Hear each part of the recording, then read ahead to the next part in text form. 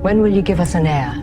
We're trying. Trying doesn't matter if the soil's barren. Did you just call me barren? I'm explaining reality. My family doesn't run on love. It runs on bloodline. Good. Then you understand what must happen. Kong Jun Seo divorced me like I was defective inventory. He called it legacy. He called it family duty. He called me infertile, because it was easier than admitting he just wanted a new wife. The truth was, I was already pregnant. Not with one child. With 3. So I disappeared. Not for revenge. For survival. Because men like him don't love children, they claim them. 14 months later, I walked into his wedding holding the one thing his world respects more than money, undeniable proof. Please subscribe so you don't miss the next story. Drop a comment and let's hear your thoughts. The ballroom glittered like a weapon under crystal chandeliers. Silk hanbok brushed past Armani suits. A string quartet played something expensive and hollow. Seoul Grand Millennium looked like the kind of place where people smiled while they cut each other open. I stepped through the entrance holding my triplets. Julian on my left hip. Serena on my right. Noah strapped against my chest, warm and steady, his tiny fingers curled into my dress like he owned me. All 3 wore matching ivory outfits. All 3 had the same dark eyes. For half a second, nobody understood what they were seeing. Then the room shifted. It started with a pause, like the air caught. Then a ripple of whispers ran through 200 guests, spreading fast and sharp as broken glass. Phones rose. Not politely. Not discreetly. Up. Recording. Hungry. At the head of the room, Kong Jun Seo froze mid-toast. His champagne glass hung suspended in his hand, a single bead of condensation sliding down the stem like time slowing just to punish him. His new bride, Park Min-hee, kept her smile on for one heartbeat too long, then it cracked, just at the corners, the way porcelain does before it breaks. Jun Seo's eyes locked onto my babies. Not onto me. Onto their faces. Onto the sharp line of Julian's jaw. Onto Noah's gaze that was too familiar. Onto Serena's expression, calm, observant, already judging a room full of strangers the way Kong men always did. His security moved before he did. 2 men in black suits shifted to the exits, no sudden movements, no obvious blocking, just a quiet repositioning that turned doors into suggestions. A third leaned into his wrist mic, eyes flicking between me and the head table as if waiting for permission to turn a wedding into a crime scene. I recognized him. Choi Min-tae. Jun Seo's head of security. The same man who'd once smiled at me and called it protection while making it clear it was really ownership. The same man who'd watched me sign divorce papers like I was signing away my right to exist. Choi's gaze landed on me now, and I saw it, shock first, then calculation. Because he knew what this meant. He knew there was no excuse big enough to cover this. Near the bar, a man I didn't know knocked over a drink. Too clean. Too timed. A test. A signal. Like someone was measuring how quickly panic could be turned into cover. A few guests laughed nervously. Others stiffened. Old money women stared as if I'd tracked mud onto the carpet. Men leaned forward like they were watching a fight about to start. I didn't flinch. I didn't look around to see who was judging me. I didn't scan for sympathy. I stood still and let the room do what it always did when truth walked in uninvited. It panicked. Jun Seo's mouth opened once, like he tried to speak and couldn't make his voice obey. His throat worked. His eyes stayed stuck on my babies, as if staring harder could turn them into a hallucination he could deny. Then Madame Kong rose from her seat at the head table. Slow. Controlled. Her expression had the color of someone watching a house catch fire and deciding whether to save the furniture or let it burn. Rage lived in her posture. Fear lived behind her eyes. Because she understood something the bride and the guests didn't yet. This wasn't just humiliation. This was a legacy. This was bloodline. This was public proof of a private crime. And in their world, bloodline didn't just change reputations. It changed who lived.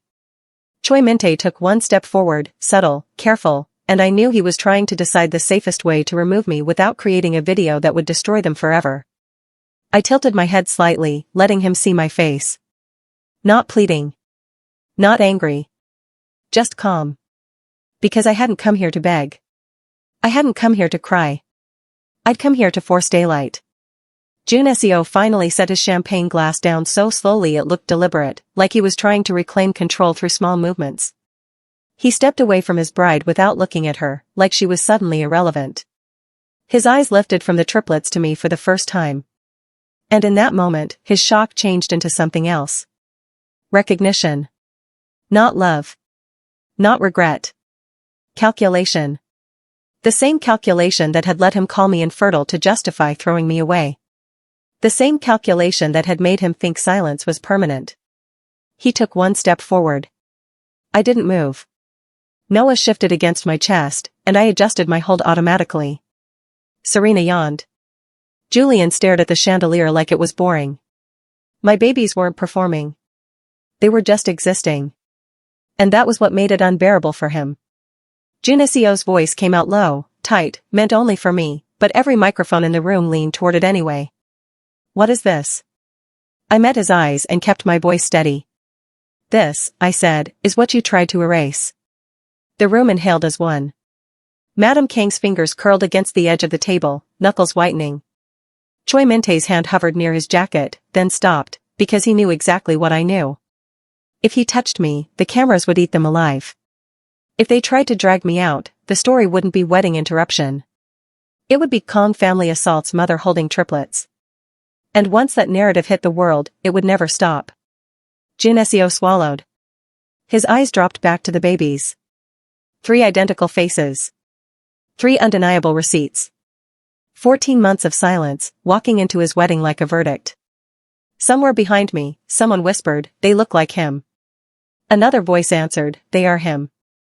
I shifted Noah slightly higher against my chest and took one slow step forward, right into the center of the room. Not rushing. Not hiding. Letting them see. Letting them record. Letting the truth settle into this glittering space like smoke. 14 months ago, he divorced me for being infertile. Tonight, he was about to pay for lying. But this didn't start here. 14 months earlier, I sat in a private clinic room in Los Angeles, staring at an ultrasound screen that showed 3 heartbeats where I'd expected one. The technician's voice was professional, careful, as she said the word that would change everything, triplets. My hands shook in my lap, but my voice came out steady. I need complete privacy protocols. Sealed records. No information shared with anyone under any circumstances. The doctor, an older Korean woman who'd been recommended by the ajumma who ran the grocery store in Koreatown, studied me over her glasses. High-risk pregnancy requires a support system. Stress is dangerous for multiples. You understand this? I understand. Your husband. There is no husband. I cut her off gently but firmly. And there won't be. Can you help me or should I find someone else? She was quiet for a moment, then nodded. I can help. I looked at the ultrasound again. 3 tiny shadows, hearts beating in perfect rhythm, already existing in a world that didn't know about them yet. Already mine to protect. My phone buzzed.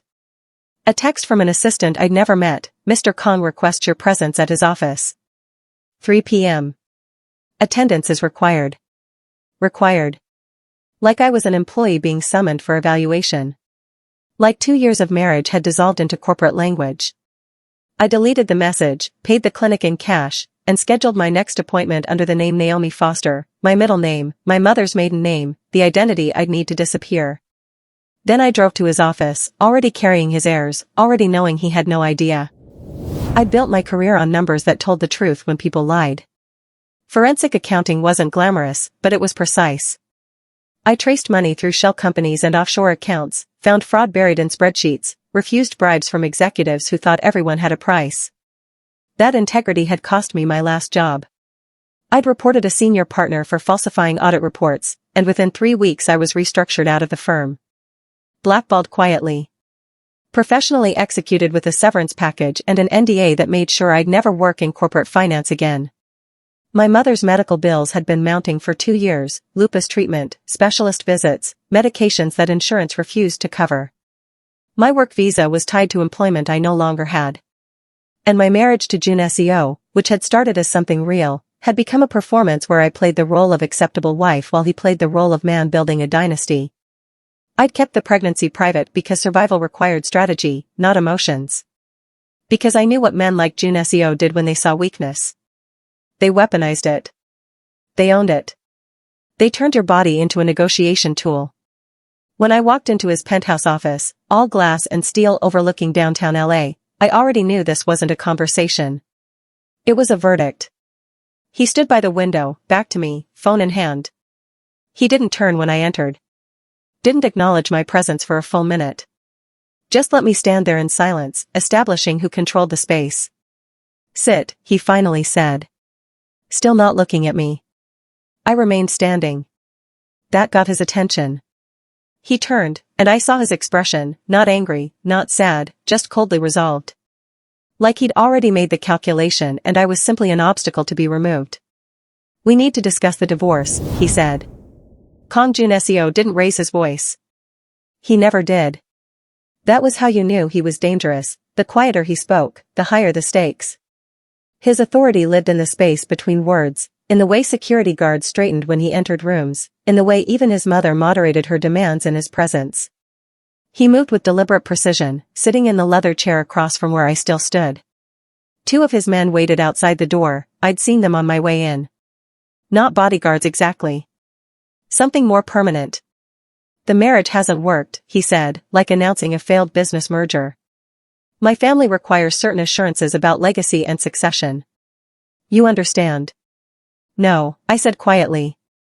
I don't understand. His jaw tightened slightly. You're infertile. We've tried for 2 years. The doctors confirmed. The doctors confirmed I have PCOS. Not infertility. The outcome is the same. I felt something cold settle in my chest. You're divorcing me because I haven't given you children fast enough. I'm divorcing you because my mother's health is declining and she wants to see her grandchildren. Because the family council is pressuring me to remarry someone who can provide heirs. Because this marriage was supposed to serve a purpose, and it hasn't. I didn't flinch. That annoyed him more than tears ever could. He wanted me to break, to beg, to give him the scene that would justify his decision. The paperwork is ready, he continued. My lawyer will contact yours. You'll be compensated fairly. I'm not a cruel man. Just a practical one. Yes. I walked to the door, then stopped. When did you decide? Last week? Last month? Or was this always the plan? He didn't answer. That was enough to answer, enough. Outside, I made it to my car before the nausea hit. I threw up in the parking structure, hands braced against concrete, trying to breathe through the morning sickness I'd been hiding for 8 weeks. Not from heartbreak. From the pregnancy I could never, ever reveal. The real reason came 3 days later, delivered by Madame Kang herself. She arrived at my apartment unannounced, flanked by 2 women from her social circle. All of them dressed in expensive neutrals, all of them looking at my modest furniture like it offended them personally. You understand this is not personal, Madame Kang said in Korean, assuming I wouldn't understand. I did. Fluently. I just never corrected her assumption. The Family Succession Council voted, she continued. Jun Seo needs a wife who can produce heirs and handle the social requirements of his position. You are neither. I responded in English, forcing her to switch languages. He married me knowing what I could and couldn't do. He married you during a moment of curiosity. That moment has ended. One of her companions, a thin woman dripping in Cartier, added helpfully, you're blocking his legacy. Surely you see that. The right thing is to step aside gracefully. I looked at all 3 of them. Women who'd built their power by producing sons and managing households and never, ever questioning the system that used them. Women who saw me as a threat because I'd gotten in without their approval. The divorce papers are already drawn up, Madame Kang said. Your signature is a formality. You will sign them. You will accept the settlement. And you will leave quietly. And if I don't? Her smile was thin and sharp. Then we will make your life very difficult. We are connected in ways you cannot imagine. Employment, housing, immigration status, all of these things become complicated for women who cause problems. I walked them to the door. Opened it. Thank you for clarifying the situation. After they left, I sat on my couch for an hour, hand pressed against my still flat stomach, making a decision that would define everything that came next. I would sign the papers. I would take the settlement. I would leave quietly. But I would keep the only thing that mattered. The Korean women's clinic sat above a bakery in Koreatown, accessible only through an unmarked door and a narrow staircase. The waiting room had mismatched chairs and old magazines, but the doctor, Dr. Han, no relation to anyone in Juneseo's circle, had a reputation for discretion that money couldn't buy. "You're 10 weeks now," she said during my second visit, studying the ultrasound with practiced calm. "Heart rates are strong. But carrying triplets means high risk for premature labor, preeclampsia, and gestational diabetes. You need to reduce stress." "I'm working on that." "Are you?" She looked at me directly. "Because your blood pressure is elevated and you've lost weight. Whatever you're running from needs to stop chasing you, or these babies won't make it to term." I scheduled weekly appointments under my new name. Paid in cash. Gave a friend's address as my contact information. Started building the infrastructure of disappearance, new bank account, new phone number, new email address that had no connection to my old life. I refused to call Juneseo. Refused to tell him what he'd thrown away. Because I knew exactly what would happen if he found out. He'd claim the children. Not because he loved me, but because they were his property. His legacy. His proof of virility and power. My children would become pawns in a world where children were assets and wombs were resources. I sold my jewelry. Sold my car.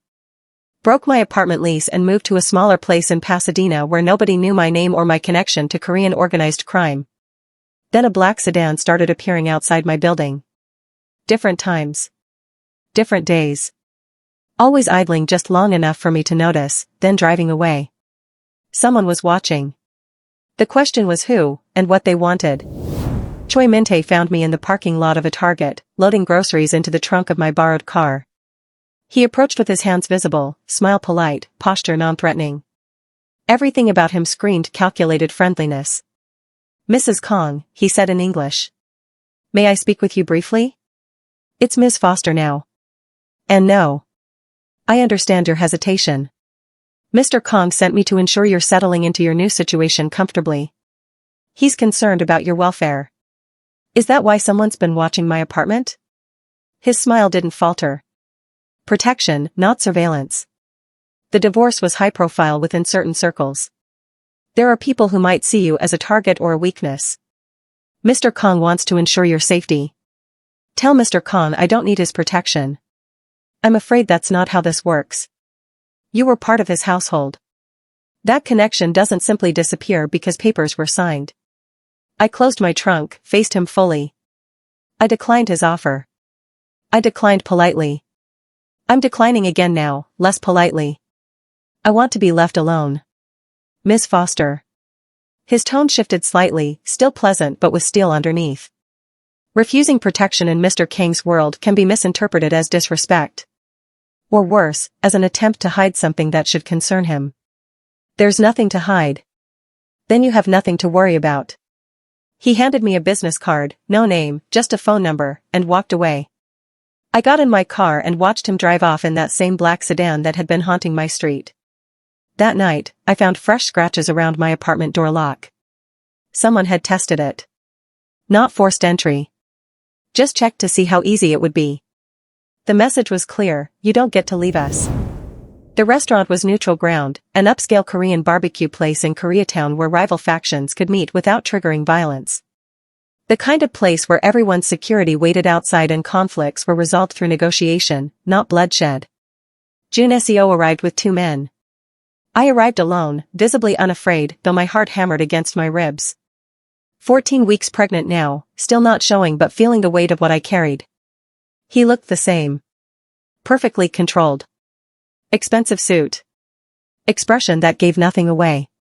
He gestured to the private room in the back, and I followed, aware of the staff watching, aware that this meeting would be reported to someone. We sat across from each other at a low table. He ordered whiskey. I ordered water.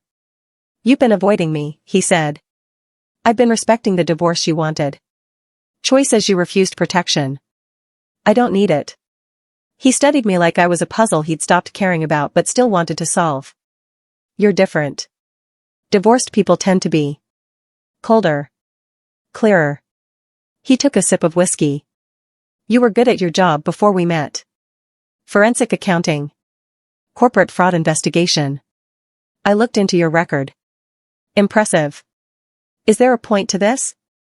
You reported your boss for falsifying documents. Lost your career because of it. That takes conviction. Or stupidity. Both, probably. I'm offering a settlement. Generous. Enough to start over anywhere you want. But I need assurances that our separation remains private and permanent. I met his eyes. I want the money in a trust. Non-revocable. Access controlled by a third-party firm with no Korean connections. And I want a signed agreement that you and your family will have no contact with me after today. His jaw tightened. You're negotiating. You taught me to. Most women would be begging. I'm not most women. You married me knowing that. For just a second, something flickered across his face. Not regret.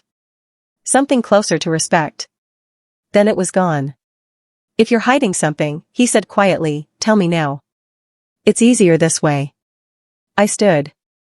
I'll have my lawyer send the contract terms. I left before he could see my hands shaking. The ambush happened as Jun Seo was leaving the restaurant. I was already halfway to my car when I noticed the pattern, 3 men positioned wrong, moving too deliberately, phones out but not looking at screens. 1 near the valet stand. 2 blocking the corner where Jun Seo's driver waited.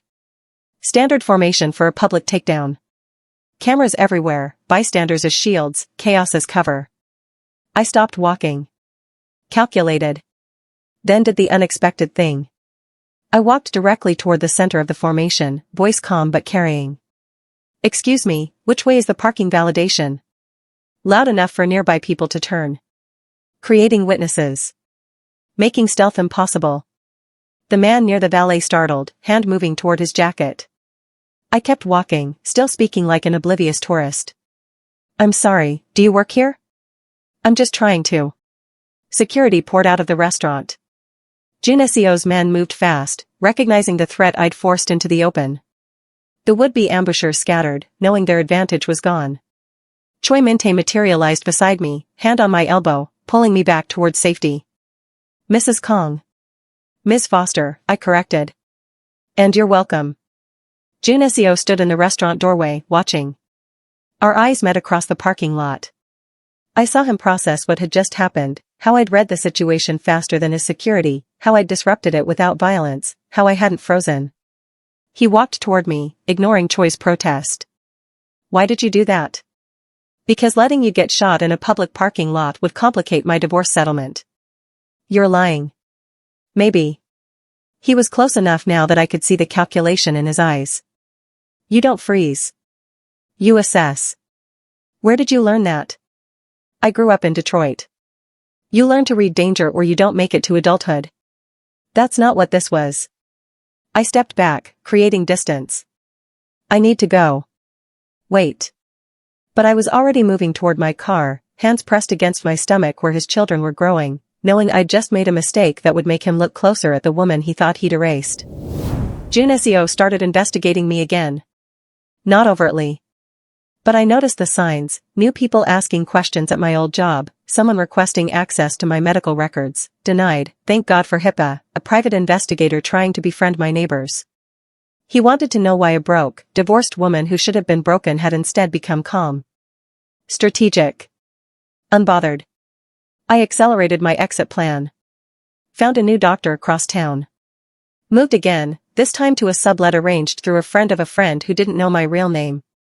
Cut off everyone except my mother and one trusted contact from my old firm who owed me a favor. Meanwhile, Jun Seo's world moved forward without me. I saw the announcement online, engagement photos leaked to the press. Him and a young Korean woman named Park Min-hee, daughter of a politician, perfect pedigree, publicly praised by Madam Kong as finally appropriate. The photos showed them at a charity gala.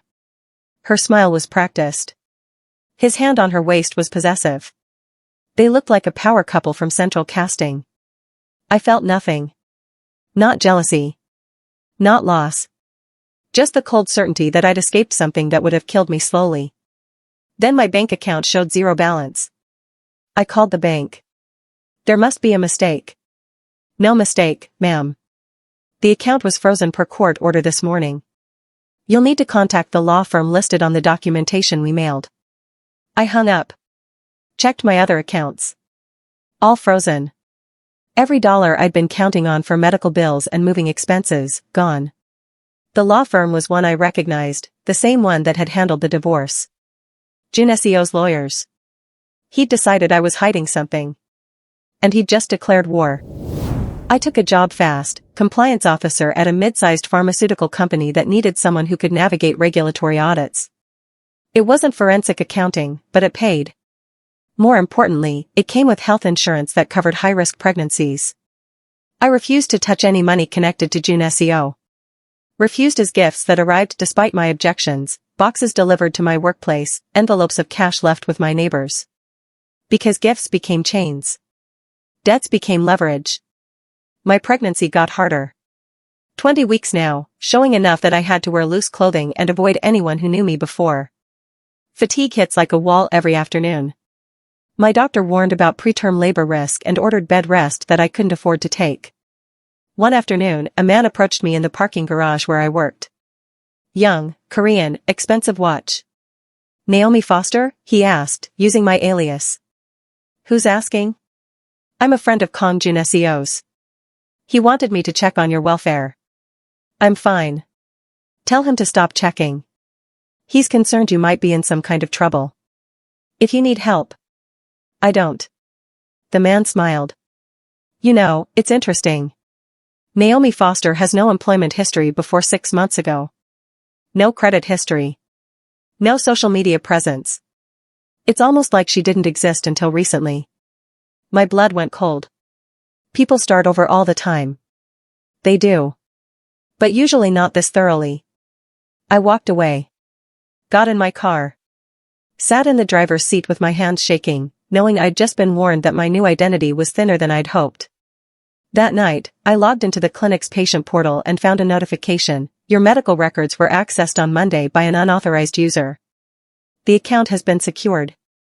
Someone with serious technical resources had tried to get to my prenatal files. The walls were closing in. I traced the unauthorized access using skills I'd learned investigating corporate fraud. The IP address led to a server farm in Seoul. The digital signature matched a private security firm that specialized in background checks for high-net-worth clients. Not random. Not an amateur. Professional intelligence gathering.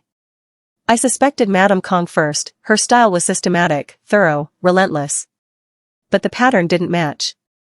She would have used social pressure and legal maneuvers, not technical hacking. 3 days later, Jun Seo called. First time since the restaurant. Are you safe? He asked without preamble. Not hello. Not how are you? Just that question. Why wouldn't I be? Someone's been accessing information about you. Not my people. I need to know if you're in danger. From who? Silence. Then, my cousin. Han Sung-jae. I knew the name. Jun Seo's closest advisor. The man who'd been at family dinners, who'd toasted our wedding, who'd looked at me like I was temporary even when Jun Seo was pretending I wasn't. Why would your cousin care about me? Because he benefits if I'm destabilized. If my marriage fails publicly, if I look weak, if the succession council loses confidence in my judgment. You were a symbol of my poor decision-making. Now you're a loose thread he wants to pull. I'm not your problem anymore. You're still connected to me. That makes you a target. I hung up. But the next morning, I sent him a text, we need to talk. In person. Public location. Bring proof. He responded immediately, tomorrow. 2 p.m. Westwood Hotel lobby. I knew meeting him was dangerous. But so was ignoring the warning. At 22 weeks pregnant with triplets I couldn't protect alone, I was running out of safe options. The Westwood Hotel lobby was designed for discretion. Cameras everywhere. Security at every entrance. Neutral territory where violence meant losing access to one of LA's premier business meeting spaces. Jun Seo arrived alone, which surprised me. He looked tired. Not physically, his suit was still perfect, his posture still controlled, but something behind his eyes had shifted. We sat in leather chairs near the window where we could see anyone approaching. Han Sung-jae is my mother's nephew, Jun Seo started without a preamble. He's been my advisor for 8 years. He helped me expand into the West Coast. He knows every detail of my operations. And now he wants them. He wants my position. He's been methodically undermining me with the family council. Questioning my decisions. Planting doubt about my leadership. He pulled out a tablet, showed me financial records. These are his personal accounts. Notice the payments from 3 different rival factions over the past 6 months. I studied the numbers. The pattern was clear. Han was being paid to feed information to Jun Seo's enemies. Why are you showing me this? Because you see patterns. You're trained to find fraud. And because you sent me a warning 2 weeks ago about inconsistencies in our shipping routes that I ignored. You were right. What warning? Then I realized. You thought that was from me? It came from an anonymous email using language and analysis that matched your professional style. Someone was impersonating me. Using my skills as cover while feeding Jun Seo intel that would make him trust me while hunting for the real me. Han is looking for you, Jun Seo said quietly. Specifically.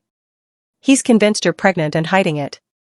He thinks if he can prove I divorced you while you were carrying my child, the council will remove me for violating family honor codes. My heart stopped. That's insane. Is it? Our eyes met. I saw the question there. The calculation. The man who'd divorced me for being infertile now wondering if he'd been wrong. I stood. I can't help you. You already have. That email warned me in time to stop a major shipment seizure. Whoever sent it saved me millions. Then thank them, not me. Tell me what you're hiding, and I'll protect you from him. I walked away before he could see the truth in my face. 2 days later, I was leaving work when a black SUV pulled up alongside me. The window lowered. Han Sung-jae sat in the back seat, smiling like we were old friends. Miss Foster. Or should I say Mrs. Kong? I can never remember which name you prefer. I kept walking. The SUV kept pace. I've been researching you, Han continued conversationally. Fascinating background. Disappeared from your old life completely. New identity. New job. New everything. That takes resources. Planning. Desperation. Leave me alone. I'm offering help. See, Jun Seo thinks you're just a woman he outgrew. But I think you're something more interesting. I think you're insured. I stopped walking. He smiled wider. Insurance against what? I asked. Against him. You're smart. You watched him for 2 years. You know things. Where bodies are buried. Where money flows. And I'm willing to pay very well for that information. I don't know anything. Then why is someone impersonating you to feed him intelligence? Why did you interfere with an ambush attempt? Why do you keep showing up in his orbit? He leaned forward. You're still playing a game. I just want to know whose side you're on. My own. That's not an option anymore. Choose, help me take him down and I'll make sure you're protected. Or keep hiding, and I'll make sure everyone knows exactly what you're protecting. The SUV drove away, leaving me standing on the sidewalk with my hands pressed against my stomach, feeling my babies move for the first time. That night, I made a decision that went against every survival instinct I had. I called Jun Seo. We met at midnight in the parking structure under his downtown office building. Empty. Echoing. Cold concrete and fluorescent lighting that made everything feel like a noir film. He leaned against his car, arms crossed, waiting. Your cousin knows I'm pregnant, I said without preamble. His expression didn't change, but I saw his hands tighten. How? I don't know. But he's tracking me. He offered me money to turn you on. When I refused, he threatened to expose the pregnancy publicly. Is it true? Yes. Silence. Long and heavy. Then, how far along? 23 weeks. I watched him do the math. Saw the moment he realized I'd been pregnant during the divorce. That he'd called me infertile while I was already carrying his children. Why didn't you tell me? Because you divorced me for not giving you heirs fast enough.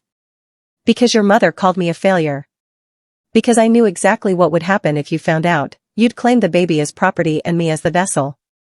I would never be free. Baby? His voice went sharp. Singular? Triplets. He actually stumbled. Braced himself against the car. 3. And you were going to raise them alone? Never tell me. Yes. Why are you telling me now? Because Han is going to weaponize this whether I want him to or not. Because I can't protect 3 children from your world alone. And because you asked me a question at that hotel, you asked if I cared that your war was drifting towards civilians. I stepped closer. Your children are civilians. They deserve protection from the consequences of your choices.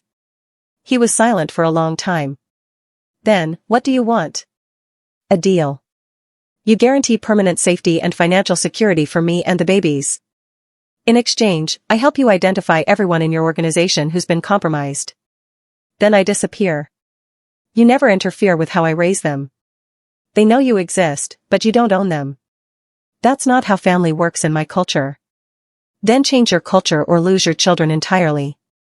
Those are the options. He studied me. You're not the woman I married. No. I'm the woman you created when you threw me away. I underestimated you. Yes. You did. He extended his hand. Deal. But I add one condition, you don't disappear until we've neutralized Han. After that, you choose. I shook his hand, feeling my children move between us, already changing the architecture of everything. The first attack came 3 days later. I was walking to my car after a prenatal appointment when 2 men approached from different directions. One had a syringe. The other had a phone, filming. Classic setup, inject me with something that would cause a miscarriage, record my collapse, frame it as drug use or instability. I saw it coming because I'd been watching for it. I'd changed my route. Varied my timing. Never went anywhere without checking exits first. When the first man lunged, I pivoted, not fighting, just moving out of his line. He stumbled past me. The second man hesitated, realizing I wasn't the easy target they'd expected. I screamed. High and piercing. Heads turned. Security came running from the clinic. The men ran faster. But Junesio's people arrived 10 minutes later. Too late. Just late enough to confirm what I'd suspected, someone had fed them the wrong location. Someone inside Junesio's organization had wanted me unprotected at that exact moment. Choi Min-tae looked pale when he reviewed the security footage. This was coordinated. Someone knows your appointment time. Only 3 people knew, I said. Me, my doctor, and whoever you told. He went very still. I reported your schedule to secure transport coordination. Standard protocol. Who receives those reports? Everyone in the security chain. Including Han Sung-jae. That night, my water broke. 24 weeks. Too early. Dangerously early. The hospital was chaotic, monitors beeping, doctors shouting orders, needles and drugs, and the terrifying possibility that I'd lose all 3 babies because I'd stayed visible too long. They stopped the labor. Barely.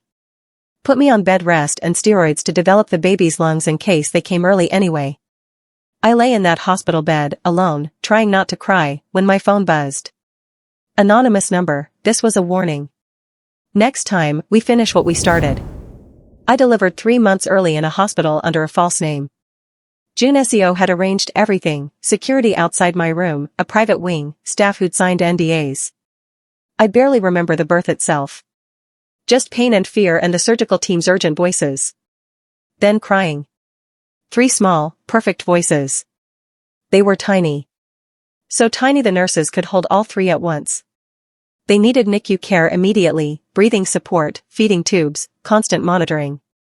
But they were alive. I cried once. Silently. Then switched back to strategy.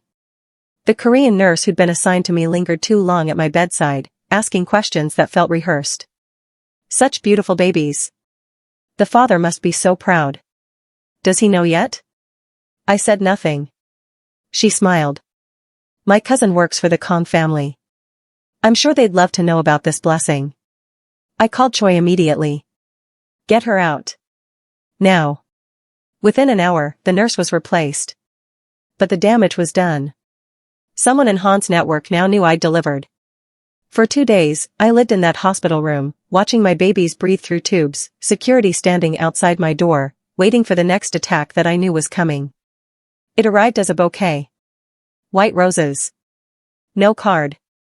Just a small phone buried in the arrangement, buzzing with an incoming call. I answered it. "Congratulations," Han's voice said. "Boys? Girls? I'm dying to know which heirs Junesio just gained." I hung up and threw the phone against the wall. Then I started planning my exit. Because staying in Junesio's world meant my children would never be safe. And I'd promised them nobody would ever make us small again. 14 months after the divorce, I'd rebuilt everything. New city, back in LA but a different neighborhood. New job, private forensic accounting consulting for small businesses. New support system, a network of friends who had no connection to Junesio's world. My triplets were thriving. Julie and Noah Serena.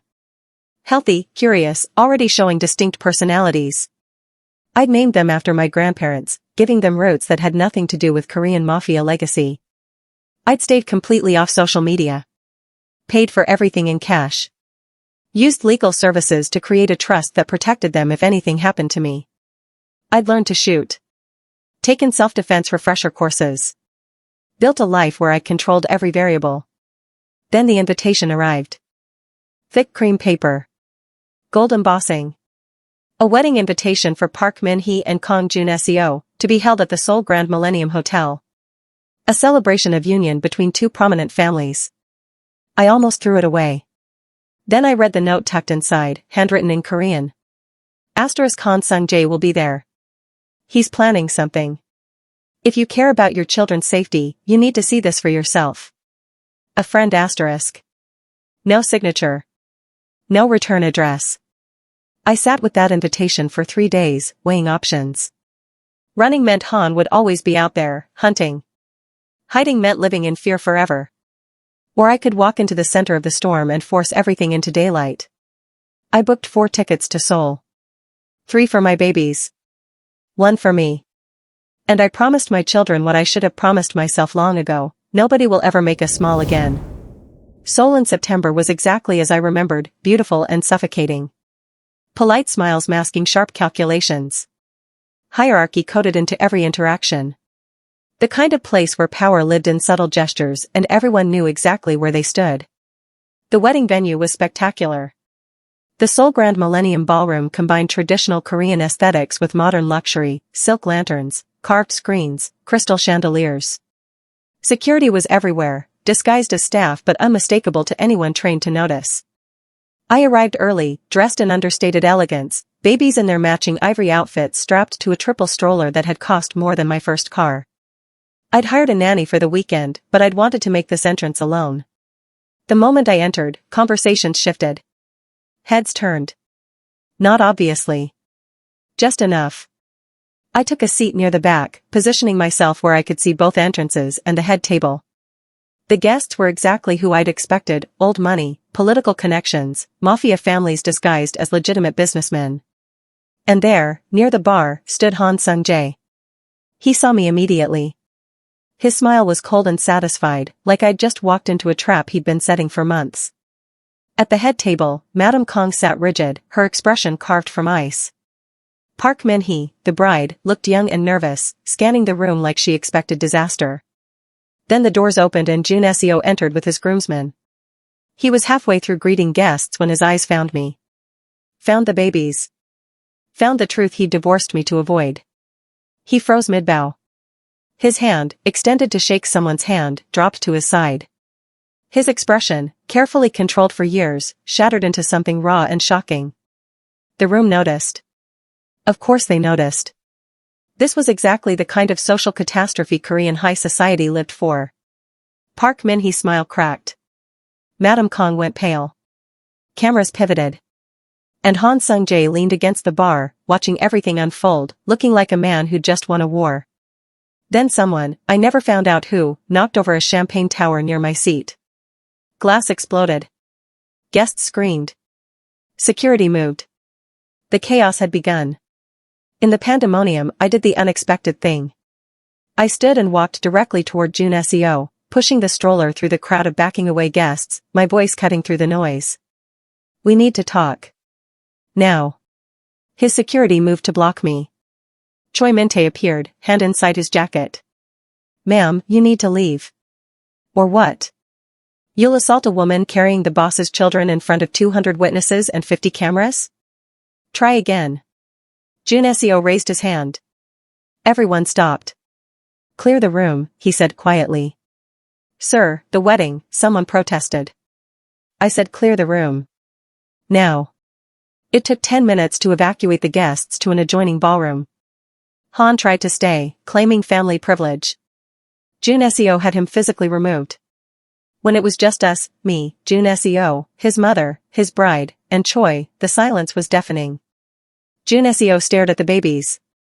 At their faces that mirrored his. At the undeniable truth. They're mine, he said. Not a question. Yes. How old? 14 months. His jaw clenched. You were pregnant when I divorced you. Yes. Madam Kong stood abruptly. This is unacceptable. You blackmail my son. I'm not blackmailing anyone. I came here because someone warned me that Han Sung-jae is planning something that puts my children at risk. I came to stop it before it starts. Liar, Madam Kong spat.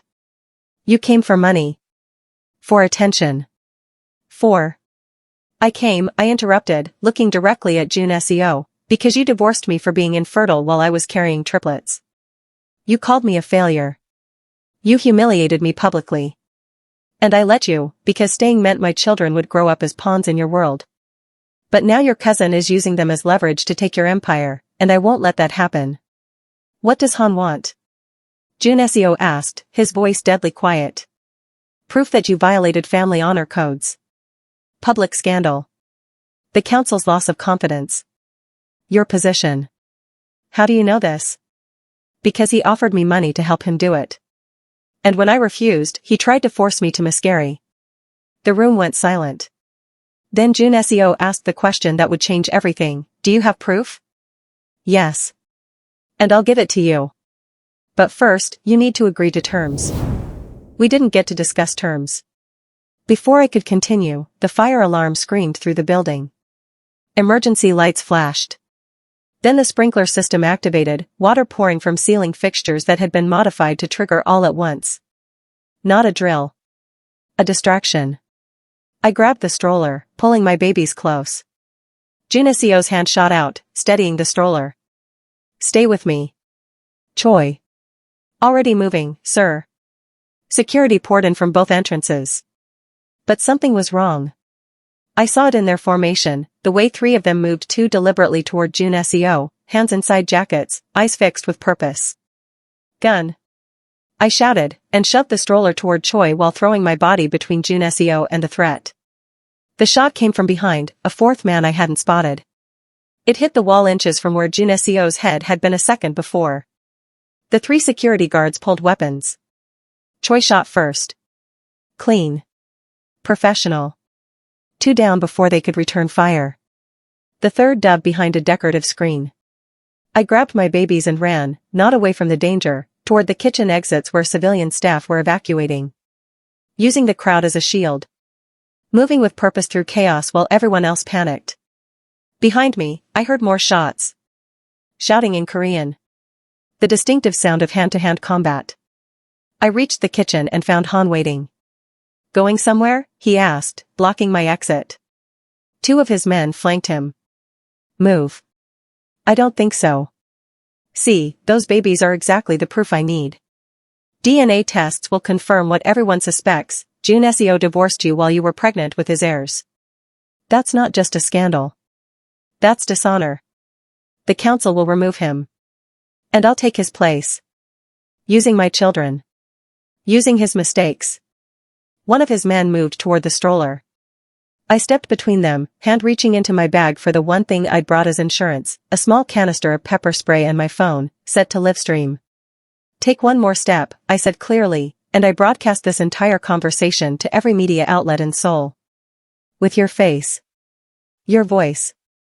Your confession. Try me. Han hesitated.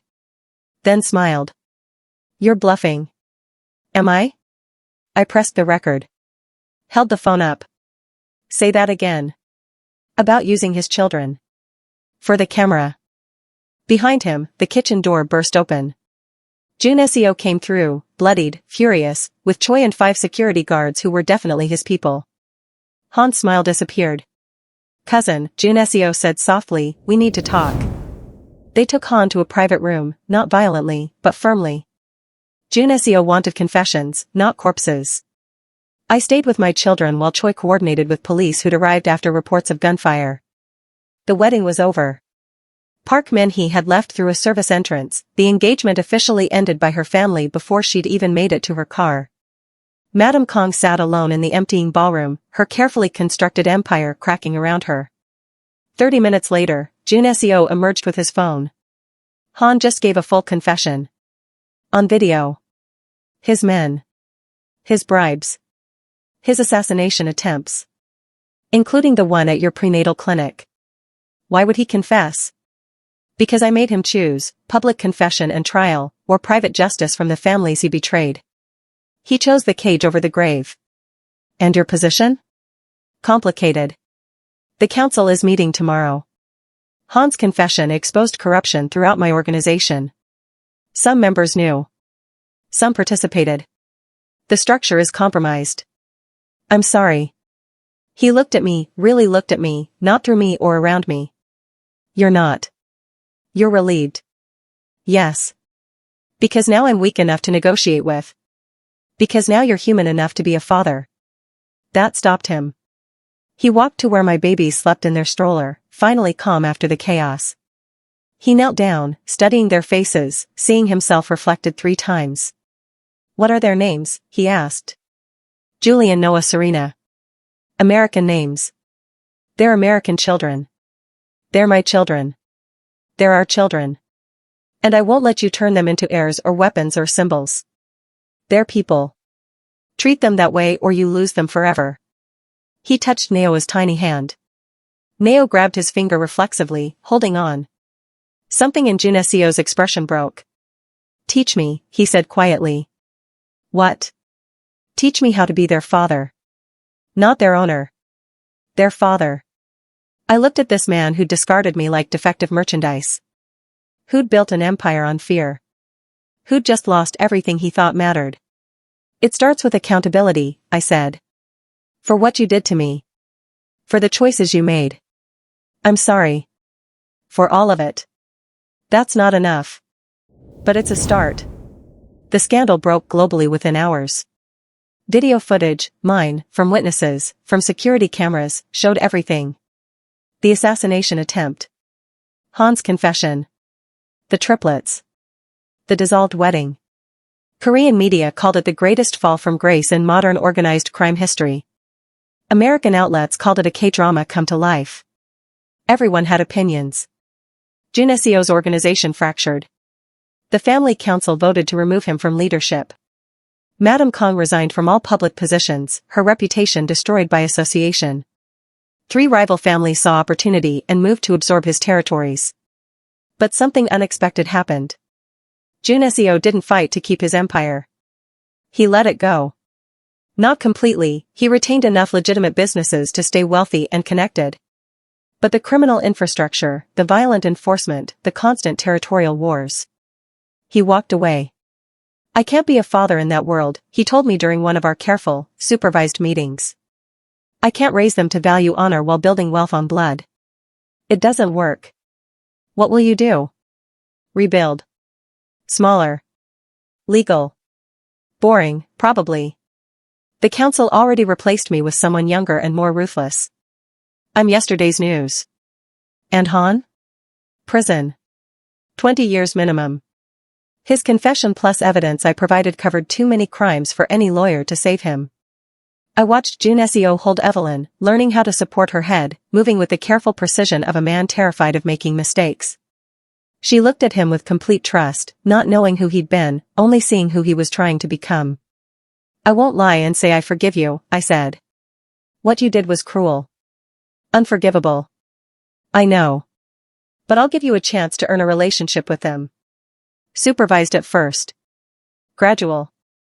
And if you ever use them for leverage or power or status, I'll disappear so completely you'll never find us. I believe you. Good. He looked at me over Evelyn's head. Did you ever love me? Really? Yes. Before you taught me not to. Could you again? I don't know. That's not the question that matters right now. What is? Can you love them without trying to own them? That's what they need. He nodded. I'll try. 6 months later, I stood in the opening ceremony of my new firm, Foster Forensic Consulting, specializing in helping women document financial abuse and escape coercive relationships. The office was small but professional, funded partially by the settlement June SEO finally paid and partially by clients who needed someone who understood how power worked. My triplets played in a secured childcare room next door, growing fast, learning to walk, babbling in the mix of English and Korean I spoke to them. June SEO visited twice a week. Always supervised. Always respectful. He brought gifts they couldn't use yet, college funds, trust accounts, medical insurance policies. The things fathers who'd failed once tried to make up for with money. But he also brought patience. He sat on the floor and played with stacking blocks. He sang lullabies in Korean I'd never heard. He changed diapers and fed bottles and did the unglamorous work of early parenthood without complaint. Slowly, so slowly I barely noticed, something shifted. Not love. Not yet. Maybe not ever. But something closer to partnership. Respect. The recognition that we'd both survived something that should have destroyed us. His empire was gone. My anonymity was gone. But what we built in their place was smaller, quieter, more honest. One evening, as he was leaving after a visit, he handed me an envelope. What's this? Legal papers. Custody agreement. I'm signing away any claim to control their upbringing. You make all decisions. I'm asking for visitation rights only. Nothing more. I opened it, scanned the contents. It was exactly what he'd described. No tricks. No leverage clauses. Just a father asking for permission to know his children. Why? Because you were right. Legacy isn't ownership. And I'd rather be their father with boundaries than their owner with none. I signed it. So did he. Witnessed and notarized. Does this mean you trust me? He asked. It means I trust myself to protect them from you if needed. That's different. Fair enough. As he walked to his car, Neo, who'd recently learned the word appa, called out from the window. June SEO stopped, turned, and waved. And I let myself believe, just for a moment, that maybe we'd all survived this after all. 2 years after the wedding disaster, I received a package. No return address. Korean postage. Inside was a single photograph, Madam Kong, leaving a private clinic in Incheon, looking decades older, clutching a medical file. And a note, handwritten in Korean. The war isn't finished. Some bloodlines don't forget. Some women don't forgive. Your children carry a name that has power, and power demands payment. Watch for the serpent. She's patient. A friend. I studied the photo. Tried to trace the sender. Found nothing. I showed it to June SEO during his next visit. His face went pale. This is a warning. From who? My mother's allies. People who believe I betrayed the family by choosing you and the children over the empire. They're traditionalists. Old guard. They think bloodline is everything. What do they want? Probably to test the children's loyalty when they're older. Or to use them for their own succession plans. Or. He stopped. Or what? Or to eliminate them entirely if they're seen as threats to legitimate heirs from my mother's preferred lineages. I looked at my children, playing safely in their room, unaware that their grandfather's world still saw them as problems to solve. Then we prepare, I said. For what? For the next war. Because you're right, it's not finished. It never is with people like your family. I walked to my safe, pulled out a file I'd been building quietly for months. Documentation of every threat. Every incident. Every person in June SEO's old network who might see my children as targets. I've been tracking this since the wedding, I said. Learning who's still loyal to Madame Kong. Who benefits if your children disappear? Who has the resources to try? Jun Seo looked at the file, then at me. You're building a case. I'm building protection. When they come, and they will, I won't be unprepared this time. He smiled slightly. You're terrifying. Good. They should be afraid of me. Outside, Seoul's evening lights blazed against the sky. My children laughed in their room. And I made a promise to the serpent I knew was watching. Come for my children, and you'll discover what a mother who survived your empire can do when she's done playing nice. The war wasn't finished. But this time, I'd be ready.